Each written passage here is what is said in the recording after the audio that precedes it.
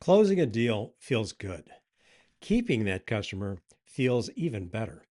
For the sales team and often for senior leadership, that first part, closing a deal, it's a rush. It's exciting. It's visible. It feels like winning. But the second part, keeping that customer, that's the part that fuels everybody else in the company. From operations to service to engineering to finance, the front line, they all feel the impact when a customer stays, when a customer renews, when a customer becomes part of the story of the company. One time wins don't build companies. Loyalty does. And loyalty doesn't happen because someone liked your price or your feature. It happens when customers feel something deeper: trust, meaning, belonging.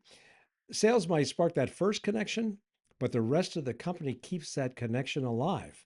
That bond is created in every interaction, every promise kept, every problem solved, every moment that shows the customer they made the right choice. It's built by every employee who feels meaning and belonging, not by product specs. In our workshop, your employees learn how to shift from pitching features to sparking feelings. They learn how their own work, no matter what their role is, plays a part in creating that bond with customers. That's what drives not just revenue growth, but sticky, recurring growth, the kind that lasts, the kind that builds companies.